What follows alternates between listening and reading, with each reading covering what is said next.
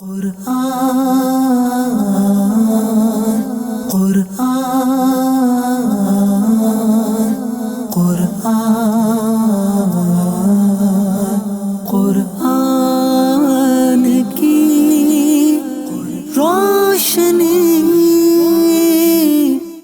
الحمدللہ رب العالمین والصلاة والسلام علی سید الانبیاء والمرسلین، اما بعد فاعوذ باللہ من الشیطان الرجیم، بسم اللہ الرحمن الرحیم۔ الصلاة والسلام علیک یا رسول اللہ وعلی آلک واصحابک یا حبیب اللہ۔ الصلاة والسلام علیک یا نبی اللہ وعلی آلک واصحابک یا نور اللہ۔ نور کے پیکر، تمام نبیوں کے سرور، دو عالم کے رہبر صلی اللہ علیہ وآلہ وسلم کا ارشاد عالی شان ہے، تم اپنی مجلسوں کو مجھ پر درود پڑھ کر آراستہ کرو، کیونکہ تمہارا مجھ پر درود پڑھنا قیامت کے دن تمہارے لیے نور ہوگا۔ صلو علی الحبیب صلی اللہ تعالی علی محمد صلی اللہ تعالی علیہ وآلہ وسلم۔ آئیے نور قرآن پروگرام کے اندر آیتیں، ان کا ترجمہ اور تفسیر انشاءاللہ شامل کرتے ہیں۔ اعوذ باللہ من الشیطان الرجیم، بسم اللہ الرحمن الرحیم۔ الہاکم التکاثر حتی زرتم المقابر۔ ترجمہ کنز الایمان، تمہیں غافل رکھا مال کی زیادہ طلبی نے یہاں تک کہ تم نے قبروں کا منہ دیکھا۔ ترجمہ کنز العرفان، زیادہ مال جمع کرنے کی طلب نے تمہیں غافل کر دیا یہاں تک کہ تم نے قبروں کا منہ دیکھا۔ تفسیر، الہاکم التکاثر، زیادہ مال جمع کرنے کی طلب نے تمہیں غافل کر دیا۔ ارشاد فرمایا کہ زیادہ مال جمع کرنے کی طلب نے اور اپنے مال اور اولاد پر فخر کرنے نے تمہیں اللہ تبارک و تعالیٰ کی عبادت سے غافل کر دیا۔ اس سے معلوم ہوا کہ کثرت مال یعنی مال کا زیادہ ہونے کی حرص اور اولاد پر فخر کا اظہار کرنا مذموم ہے، اور اس میں مبتلا ہو کر آدمی اخروی سعادتوں سے محروم رہ جاتا ہے۔ اللہ تبارک و تعالیٰ ارشاد فرماتا ہے،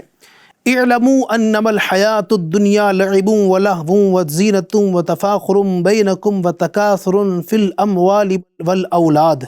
کمثل غیث اعجب الکفار نباتہ ثم یہیج فتراہ مصفرا ثم یکون حطاما وفی الآخرۃ عذاب شدید ومغفرۃ من اللہ ورضوان وما الحیاۃ الدنیا الا متاع الغرور۔ ترجمہ، جان لو کہ دنیا کی زندگی تو صرف کھیل کود اور زینت اور آپس میں فخر و غرور کرنا اور مال اور اولاد میں ایک دوسرے پر زیادتی چاہنا ہے۔ دنیا کی زندگی ایسے ہے جیسے وہ بارش جس کا اگایا ہوا سبزہ کسانوں کو اچھا لگا، پھر وہ سبزہ سوکھ جاتا ہے تو تم اسے زرد دیکھتے ہو، پھر وہ پامال کیا ہوا بیکار ہو جاتا ہے، اور آخرت میں سخت عذاب ہے، اور اللہ کی طرف سے بخشش اور اس کی رضا بھی ہے، اور دنیا کی زندگی تو صرف دھوکے کا سامان ہے۔ اور ارشاد فرمایا، یا ایھا الذین آمنوا لا تلہکم اموالکم ولا اولادکم عن ذکر اللہ ومن یفعل ذلک فاولئک ھم الخاسرون۔ ترجمہ، اے ایمان والو، تمہارے مال اور تمہاری اولاد تمہیں اللہ کے ذکر سے غافل نہ کر دے، اور جو ایسا کرے گا تو وہی لوگ نقصان اٹھانے والے ہیں۔ آپ صلی اللہ علیہ وسلم نے فرمایا، ابن آدم کہتا ہے کہ میرا مال میرا مال۔ اے ابن آدم، تیرا مال وہی ہے جو تو نے کھا کر فنا کر دیا، یا پہن کر بوسیدہ کر دیا، یا صدقہ کر کے آگے بھیج دیا۔ حضرت ابو ہریرہ رضی اللہ تعالیٰ عنہ سے روایت ہے، رسول کریم صلی اللہ علیہ وسلم نے ارشاد فرمایا، بندہ کہتا ہے کہ میرا مال میرا مال، اس کے مال سے صرف تین چیزیں ہیں۔ نمبر ایک، جو اس نے کھا کر فنا کر دیا، دو، جو اس نے پہن کر بوسیدہ کر دیا، اور تین، جو کسی کو دے کر آخرت کے لیے ذخیرہ کر لیا۔ اس کے ماں سوا جو کچھ بھی ہے وہ جانے والا ہے، اور وہ اس کو لوگوں کے لیے چھوڑنے والا ہے۔ حضرت عمرو بن عوف رضی اللہ تعالی عنہ سے روایت ہے، رسول پاک صلی اللہ علیہ وسلم نے ارشاد فرمایا، خدا کی قسم، مجھے تمہارے غریب ہو جانے کا ڈر نہیں ہے، مجھے تو اس بات کا ڈر ہے کہ دنیا تم پر کشادہ نہ ہو جائے، جس طرح تم سے پہلے لوگوں پر ہوئی تھی، پھر تم اس میں سے رغبت کر جاؤ جیسے وہ لوگ رغبت کر گئے، اور یہ تمہیں ہلاک کر دے جیسے انہیں ہلاک کر دیا۔ حضرت ابو ہریرہ رضی اللہ تعالیٰ عنہ سے روایت ہے، رسول اکرم صلی اللہ علیہ وسلم نے فرمایا، مال و اسباب کی کثرت سے مالداری نہیں ہوتی، بلکہ اصل مالداری تو دل کا غنی ہونا ہے۔ سبحان اللہ۔ میرے آقا فرماتے ہیں، خدا کی قسم مجھے تمہارے بارے میں محتاجی کا خوف نہیں ہے، لیکن مجھے تمہارے بارے میں اس بات کا خوف ہے کہ تم کثرت مال کی ہوس میں مبتلا ہو جاؤ گے۔ اللہ اکبر۔ حضرت کعب بن مالک رضی اللہ تعالیٰ عنہما سے روایت ہے، نبی اکرم صلی اللہ علیہ وآلہ وسلم نے ارشاد فرمایا، دو بھوکے بھیڑیے جو بکریوں میں چھوڑ دیے جائیں، وہ ان بکریوں کو اس سے زیادہ خراب نہیں کرتے جتنا مال اور عزت کی حرص انسان کے دین کو خراب کر دیتی ہے۔ اللہ اکبر۔ اللہ تبارک و تعالیٰ سب مسلمانوں کو مال کی حرص اور ہوس سے محفوظ فرمائے، آمین۔ حتیٰ زرتم المقابر، یہاں تک کہ تم نے قبروں کا منہ دیکھا، یعنی کثرت مال کی حرص تمہارے دل میں رہی یہاں تک کہ تمہیں موت آ گئی اور تم قبروں میں دفن ہو گئے۔ اللہ اکبر۔ یاد رہے، جس مال کے زیادہ ہونے کی حرص کی جاتی ہے اور جس اولاد پر فخر و غرور کا اظہار کیا جاتا ہے، ان کی حقیقت یہ ہے کہ یہ اس وقت تک انسان کے ساتھ رہتے ہیں جب تک اس کے جسم میں روح باقی ہے، اور جیسے ہی روح اس کے تن سے جدا ہوتی ہے اور اسے قبر میں دفن کر دیا جاتا ہے تو وہ مال اور اولاد اس کا ساتھ چھوڑ دیتے ہیں اور قبر میں اس کے ساتھ صرف اس کا عمل جاتا ہے۔ لہٰذا ہر عقل مند انسان کو چاہیے کہ وہ مال زیادہ ہونے کی حرص کرنے اور اپنی اولاد پر فخر و غرور کرنے کے بجائے نیک اعمال زیادہ کرنے کی کوشش کرے تاکہ یہ قبر میں اس کے بہترین ساتھی ہو جائیں۔ حضرت انس بن مالک رضی اللہ تعالیٰ عنہ سے روایت ہے، نبی اکرم صلی اللہ علیہ وآلہ وسلم نے ارشاد فرمایا، میت کے ساتھ تین چیزیں جاتی ہیں۔ ذرا توجہ کے ساتھ اس بات کو سنیے گا، میرے آقا فرماتے ہیں کہ میت کے ساتھ تین چیزیں جاتی ہیں، ان میں سے دو لوٹ آتی ہیں اور ایک اس کے ساتھ رہ جاتی ہے۔ اللہ اکبر۔ اس کے اہل خانہ، مال اور عمل ساتھ جاتے ہیں، اہل خانہ اور مال لوٹ آتے ہیں اور عمل اس کے ساتھ باقی رہتا ہے۔ حضرت عائشہ صدیقہ رضی اللہ تعالی عنہا فرماتی ہیں، ایک دن رسول اکرم صلی اللہ علیہ وآلہ وسلم نے صحابہ کرام علیہم رضوان سے دریافت فرمایا، پوچھا، تم جانتے ہو کہ تمہاری اہل و عیال، مال اور اعمال کی مثال کیسی ہے؟ صحابہ کرام علیہم رضوان نے عرض کی، اللہ تبارک و تعالی اور اس کا رسول صلی اللہ علیہ وسلم بہتر جانتے ہیں۔ ارشاد فرمایا، تمہارے اہل و عیال، مال اور اعمال کی مثال اس شخص کی طرح ہے جس کے تین بھائی ہوں۔ جب اس کی موت کا وقت قریب آئے تو وہ اپنے تینوں بھائیوں کو بلائے اور ایک سے کہے، تم میری حالت دیکھ رہے ہو، یہ بتاؤ کہ تم میرے لیے کیا کر سکتے ہو؟ وہ جواب دے، میں تمہارے لیے اتنا کر سکتا ہوں کہ فی الحال تمہاری تیمارداری کر لوں، تمہارے ساتھ رہ کر تمہاری حاجات اور ضروریات کو پورا کر لوں، پھر جب تمہارا انتقال ہو جائے تو تمہیں غسل دے کر کفن پہناؤں اور لوگوں کے ساتھ مل کر تمہارا جنازہ اٹھاؤں، کہ کبھی میں کندھا دوں اور کبھی اور شخص۔ جب تمہیں دفن کر کے واپس آؤں تو جو کوئی تمہارے بارے میں پوچھے اس کے سامنے تمہاری بھلائی ہی بیان کروں۔ یہ بھائی در حقیقت اس شخص کے اہل و عیال ہیں۔ یہ فرمانے کے بعد نبی اکرم صلی اللہ علیہ وآلہ وسلم نے صحابہ کرام علیہم رضوان سے پوچھا، اس کے بارے میں تمہارا کیا خیال ہے؟ انہوں نے عرض کی، ہم اس میں کوئی بھلائی نہیں پاتے۔ اس کے بعد ارشاد فرمایا، پھر وہ اپنے دوسرے بھائی سے کہے، تم بھی میری حالت دیکھ رہے ہو، تم میرے لیے کیا کر سکتے ہو؟ جواب میں یہ کہے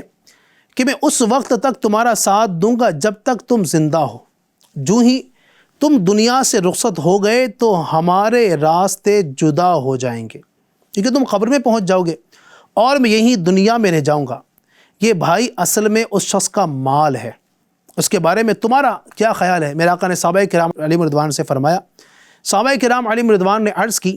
یا رسول اللہ صلی اللہ علیہ وسلم، ہم اسے بھی اچھا نہیں سمجھتے۔ حضور اکرم صلی اللہ علیہ وآلہ وسلم نے مزید ارشاد فرمایا، پھر وہ شخص اپنے تیسرے بھائی سے کہے، یقیناً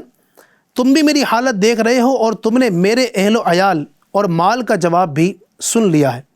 بتاؤ تم میرے لیے کیا کر سکتے ہو؟ وہ اسے تسلی دیتے ہوئے کہے، میرے بھائی میں تو قبر میں بھی تمہارے ساتھ رہوں گا اور تمہیں وحشت سے بچاؤں گا، اور جب حساب کا دن آئے گا تو میں تیرے میزان میں جا بیٹھوں گا اور اسے وزن دار کر دوں گا، یہ اس کا عمل ہے، اس کے بارے میں تمہارا کیا خیال ہے؟ صحابہ کرام علیہ رضوان نے عرض کی، یا رسول اللہ یہ تو بہت اچھا دوست ہے۔ رسول اکرم صلی اللہ علیہ وآلہ وسلم نے ارشاد فرمایا، حقیقت یہی ہے۔ سبحان اللہ۔ کلا سوف تعلمون ثم کلا سوف تعلمون کلا لو تعلمون علم الیقین لترون الجحیم ثم لترونها عین الیقین ثم لتسألن یومئذ عن النعیم۔ ترجمہ کنز الایمان، ہاں ہاں جلد جان جاؤ گے، پھر ہاں ہاں جلد جان جاؤ گے، پھر ہاں ہاں اگر یقین کا جاننا جانتے تو مال کی محبت نہ رکھتے، بے شک ضرور جہنم کو دیکھو گے، پھر بے شک ضرور اسے یقینی دیکھنا دیکھو گے، پھر بے شک ضرور اس دن تم سے نعمتوں سے پرسش ہوگی۔ ترجمہ کنز العرفان، ہاں ہاں اب جلد جان جاؤ گے، پھر یقیناً تم جلد جان جاؤ گے، یقیناً اگر تم یقینی علم کے ساتھ جانتے تو مال سے محبت نہ رکھتے، بے شک تم ضرور جہنم کو دیکھو گے، پھر بے شک تم ضرور اسے یقین کی آنکھ سے دیکھو گے، پھر بے شک ضرور اس دن تم سے نعمتوں کے متعلق پوچھا جائے گا۔ تفسیر، کلا سوف تعلمون، ہاں ہاں اب جلد جان جاؤ گے۔ اس آیت اور اس کے بعد والی 5 آیتوں کا خلاصہ یہ ہے کہ اے لوگو، ہاں ہاں اب نزاع کے وقت کثرت مال کی حرص اور اولاد پر فخر و غرور کرنے کے برے نتیجے کو جلد جان جاؤ گے، پھر یقیناً تم قبروں میں جلد جان جاؤ گے، یقیناً اگر تم مال کی حرص کا انجام یقینی علم کے ساتھ جانتے تو مال کی حرص میں مبتلا ہو کر آخرت سے غافل نہ ہوتے، بے شک تم مرنے کے بعد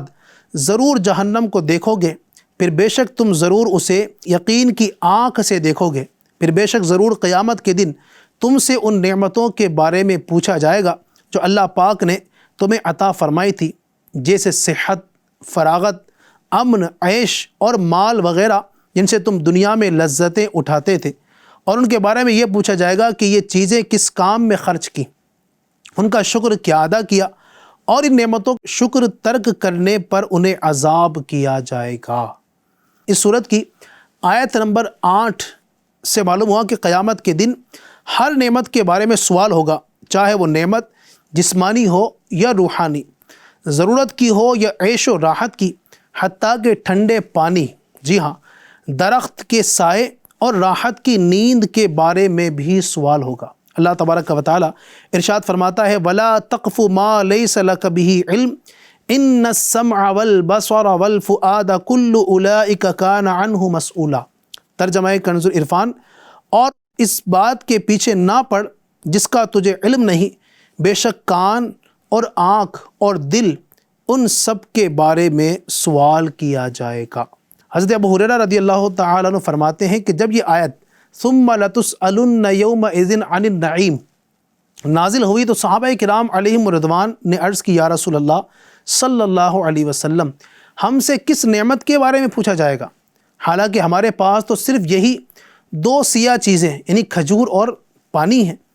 دشمن حاضر ہیں اور تلواریں ہمارے کندھوں پر ہے۔ ارشاد فرمایا، ان قریب ایسا ہی ہوگا۔ حضرت ابو ہریرہ رضی اللہ تعالی عنہ سے روایت رسول اکرم صلی اللہ علیہ وآلہ وسلم نے فرمایا، قیامت کے دن بندے سے سب سے پہلے نعمت کے بارے میں سوال ہوگا، اس سے پوچھا جائے گا، کیا ہم نے تمہیں جسمانی صحت نہ دی اور ٹھنڈے پانی سے سیراب نہ کیا؟ حضرت عبداللہ بن مسعود رضی اللہ عنہ سے روایت ہے، نبی اکرم صلی اللہ علیہ وآلہ وسلم نے فرمایا، قیامت کے دن انسان کے قدم نہ ہٹیں گے حتیٰ کہ اس سے 5 چیزوں کے بارے میں سوال کیا جائے گا۔ نمبر 1، اس کی عمر کے بارے میں کہ کس چیز میں اس نے خرچ کی، جو عمر ہے اس کے بارے میں سوال ہوگا کس چیز میں خرچ کی۔ 2، اس کی جوانی کے بارے میں کہ کس کام میں جوانی گزاری۔ تیسرا اور چوتھا سوال اس کے مال کے بارے میں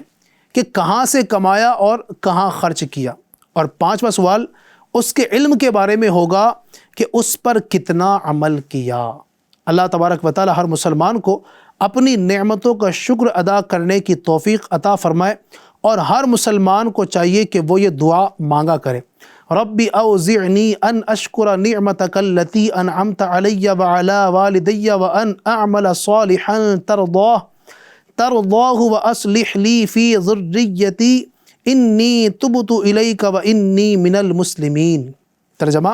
اے میرے رب مجھے توفیق دے کہ میں تیری نعمت کا شکر ادا کروں جو تو نے مجھ پر اور میرے ماں باپ پر فرمائی،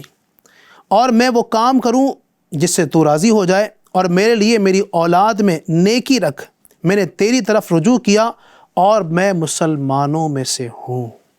اللہ پاک ہمیں ان آیتوں کی برکتیں نصیب فرمائے۔ اللہ تبارک و تعالیٰ قرآن کریم کی آیتوں کو سمجھ کر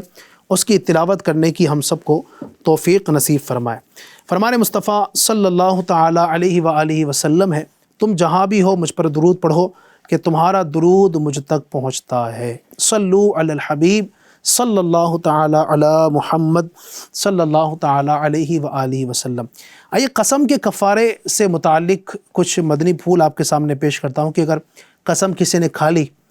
اور وہ قسم توڑ دی، پوری نہ کر سکا، مستقبل کے بارے میں کوئی قسم کھائی اور توڑ دی، تو پھر وہ کیا کرے، کفارہ جو دے گا، تو اس حوالے سے کچھ مدنی پھول انشاءاللہ آپ کے سامنے ہم پیش کریں گے۔ نمبر 1، قسم کے لیے چند شرطیں ہیں کہ اگر وہ نہ ہو تو کفارہ نہیں ہوگا۔ جی ہاں، قسم کے لیے چند شرطیں ہیں کہ اگر وہ نہ ہو تو کفارہ نہیں۔ قسم کھانے والا مسلمان ہو، عاقل ہو، بالغ ہو، ٹھیک ہے، اور جو مسلمان نہیں ہے تو اس کی قسم نہیں، یعنی اگر ایسے زمانے میں کہ جس زمانے میں بندہ مسلمان نہیں تھا تو اس وقت میں جو قسم کھائی، پھر اللہ تبارک و تعالی نے اسلام کی دولت سے سرفراز فرمایا، تو اس قسم کے توڑنے پر کفارہ واجب نہ ہوگا۔ اور معاذ اللہ کی پناہ، قسم کھانے کے بعد مرتد ہو گیا، یعنی دین سے پھر گیا تو قسم باطل ہو گئی، یعنی اگر پھر مسلمان ہوا اور قسم توڑ دی تو کفارہ نہیں۔ اور قسم میں یہ بھی شرط ہے کہ وہ چیز جس کی قسم کھائی عقلاً ممکن ہو، یعنی ہو سکتی ہو، اگرچہ محال عادی ہو۔ اور یہ بھی شرط ہے کہ قسم اور جس چیز کی قسم کھائی دونوں کو ایک ساتھ کہا ہو، درمیان میں فاصلہ ہوگا تو قسم نہ ہوگی۔ مثال کے طور پر کسی نے اس سے کہلایا کہ کہہ خدا کی قسم، اس نے کہا خدا کی قسم، اس نے کہا کہہ فلاں کام کروں گا، اس نے کہا، تو یہ قسم نہ ہوئی۔ نمبر 2، غلام آزاد کرنا یا 10 مسکینوں کو کھانا کھلانا یا ان کو کپڑے پہنانا ہے، یعنی یہ اختیار ہے کہ ان تینوں باتوں میں سے جو چاہے کرے۔ غلام آزاد کرنا یا 10 مسکینوں کو کھانا کھلانا یا ان کو کپڑے پہنانا، اسے ان تمام چیزوں کے اندر اختیار ہے کہ ان 3 باتوں میں سے جو چاہے وہ کرے، یعنی چاہے تو غلام آزاد کر دے، یا پھر 10 مسکینوں کو کھانا کھلا دے، یا ان کو کپڑے پہنا دے۔ جو ان میں سے کر سکتا ہے وہ کر سکتا ہے۔ یاد رہے کہ جہاں کفارہ ہے بھی تو وہ صرف آئندہ کے لیے قسم کھائی گئی پر ہے، گزشتہ یا موجودہ کے متعلق قسم کھائی تو یہ قسم پر کفارہ نہیں ہوگا۔ مثلا کہا خدا کی قسم میں نے کل ایک بھی گلاس ٹھنڈا پانی نہیں پیا، اگر پیا تھا اور یاد ہونے کے باوجود جھوٹی قسم کھائی تو گنہگار تو ہوا، توبہ کرے، لیکن اس پر کفارہ جو ہے وہ نہیں ہوگا۔ کفارہ ادا کرنے کا طریقہ سن لیجیے۔ 10 مسکینوں کو دونوں وقت پیٹ بھر کر کھلانا ہوگا، ٹھیک ہے۔ جو بندہ قسم کا کفارہ ادا کرنا چاہتا ہے اس میں جو چیزیں بیان کی گئی ہے، یا تو غلام آزاد کرے، چونکہ اس زمانے کے اندر غلام تو ہے نہیں، تو اب آگے باری آتی ہے وہ مسکینوں کو کھانا کھلانے کی یا ان کو کپڑا وغیرہ دینے کی۔ تو 10 مسکینوں کو دونوں وقت پیٹ بھر کر کھانا کھلانا ہوگا، اور جن مسکینوں کو صبح کے وقت کھلایا انہی کو شام کے وقت بھی کھلائے۔ دوسرے 10 مساکین کو کھلانے سے کفارہ ادا نہ ہوگا، اور یہ ہو سکتا ہے کہ 10 کو ایک ہی دن دونوں وقت کھلا دے، یا ہر روز ایک ایک کو دونوں وقت، یا ایک ہی کو 10 دن تک دونوں وقت کھلائے۔ اور مساکین جن کو کھلایا ان میں سے کوئی بچہ نہ ہو، اور کھلانے میں اباحت یعنی کھانے کی اجازت دے دینا، و تملیک یعنی مالک بنا دینا کہ چاہے کھائے چاہے لے جائے، دونوں صورتیں ہو سکتی ہیں، اور یہ بھی ہو سکتا ہے کہ کھلانے کے عوض یعنی کھلانے کے بجائے ہر مسکین کو نصف یعنی آدھا سا گیہوں یا 1 سا یا اس کی قیمت کا مالک کر دے، یا 10 روز تک ایک ہی مسکین کو ہر روز بقدر صدقہ فطر دے دیا کرے، یا بعض کو کھلائے اور بعض کو دے دے۔ غرض یہ کہ اس کی یعنی کفارے کو ادا کرنے کی تمام صورتیں جو بھی صورتیں ہیں وہ اس کو اگر معلوم کر لیں۔ فرق اتنا ہے کہ وہاں یعنی زہار کے کفارے میں 60 مسکین تھے، جبکہ یہاں یعنی قسم کے کفارے میں صرف 10 مسکین ہیں۔ تو زہار کے جو مسائل ہیں وہ آپ بہار شریعت جو مکتبۃ المدینہ کی بڑی ہی پیاری کتاب ہے وہاں سے آپ اس کا مطالعہ کر سکتے ہیں۔ نمبر 4، کفارہ ادا ہونے کے لیے نیت شرط ہے، بغیر نیت ادا نہ ہوگا۔ ہاں اگر وہ شے جو مسکین کو دی اور دیتے وقت نیت نہ کی، مگر وہ چیز ابھی مسکین کے پاس موجود ہے اور اب نیت کر لی تو ادا ہو گیا۔ جیسے کہ زکوٰۃ میں فقیر کو دینے کے بعد نیت کرنے میں یہی شرط ہے کہ ابھی تک وہ چیز فقیر کے پاس باقی ہو تو نیت کام کرے گی، ورنہ نہیں۔ نمبر 5، رمضان میں اگر کفارے کا کھانا کھلانا چاہتا ہے تو شام اور سحری دونوں وقت کھلائے، یا ایک مسکین کو 20 دن شام کا کھانا کھلائے۔ صلو علی الحبیب صلی اللہ تعالی علی محمد۔ اللہ پاک ہمیں قسم اور دیگر تمام طرح کے معاملات کا علم جو ہمارے لیے سیکھنا ضروری ہے، اللہ پاک ہمیں سیکھنے کی توفیق عطا فرمائے۔ گناہوں سے بچتے ہوئے سارے کام اللہ پاک ہم سب کو انجام دینے کی توفیق عطا فرمائے، آمین، بجاہ خاتم النبیین صلی اللہ تعالی علیہ وآلہ وسلم۔ یا الہی رحم فرما مصطفیٰ کے واسطے، یا رسول اللہ کرم کیجے خدا کے واسطے، مشکلیں حل کر شہ مشکل کشا کے واسطے، کربلائے رد شہید کربلا کے واسطے، سید سجاد کے صدقے میں ساجد رکھ مجھے، علم حق دے باقر علم ہدا کے واسطے، صدق صادق کا تصدق صادق الاسلام کر، بے غضب راضی ہو کاظم اور رضا کے واسطے، مہر معروف و سری معروف دے بے خود سری، جند حق میں گن جنید باصفا کے واسطے، بہر شبلی شیر حق دنیا کے کتوں سے بچا، ایک کا رکھ عبد واحد بیریا کے واسطے، ملفرح کا صدقہ کر غم کو فرح دے، حسن و سعاد الحسن اور بو سعید سعد ذا کے واسطے، قادری کر قادری رکھ قادریوں میں اٹھا، قدر عبد القادر قدرت نما کے واسطے، احسن اللہ لہم رزقا سے دے رزق حسن، بندہ رزاق تاج الاسفیاء کے واسطے، نصر بھی صالح کا صدقہ صالح و منصور رکھ دے، حیات دین محیے جا فضا کے واسطے، طور عرفان و علو و حمد و حسنہ و بہا دے، علی موسیٰ حسن احمد بہا کے واسطے، مہر ابراہیم مجھ پر نار غم گلزار کر، بھیک دے داتا بھکاری بادشاہ کے واسطے، خانہ دل کو ضیا دے، روح ایمان کو جمال، شاہ ضیا مولا جمال الاولیاء کے واسطے، دے محمد کے لیے روزی کا رحمت کے لیے، خان فضل اللہ سے حصہ گدا کے واسطے، دین و دنیا کے مجھے برکات دے، برکات سے عشق حق دے، عشق عشق انتما کے واسطے، حب اہل بیت دے آل محمد کے لیے، کر شہید عشق حمزہ پیشوا کے واسطے، دل کو اچھا تن کو ستھرا جان کو پر نور کر،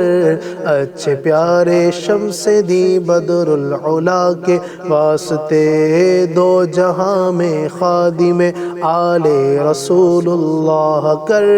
حضرت آل رسول مقتدی کے واسطے، کر عطا احمد رضائے احمد مرسل مجھے، میرے مولا حضرت احمد رضا کے واسطے، پرزیا کر میرا چہرہ حشر میں اے کبریا، شاہ ضیاء الدین پیر باصفا کے واسطے، احینا فی الدین والدنیا سلام بالسلام، قادری عبد السلام خوش ادا کے واسطے، عشق احمد میں عطا کر چشم تر سوزے جگر، یا خدا الیاس کو احمد رضا کے واسطے، صدقہ ان اعیا کدے چھے عین عز علم و عمل، عفو عرفا عافیت اس بے نوا کے واسطے۔ یا اللہ پاک ان مشایخ کرام کی برکت سے ہم سب کا سینہ مدینہ بنا، ہمارے تمام صغیرہ کبیرہ گناہوں کو معاف فرما، آمین بجاہ النبی الامین صلی اللہ تعالی علیہ وسلم برحمتک یا ارحم الراحمین۔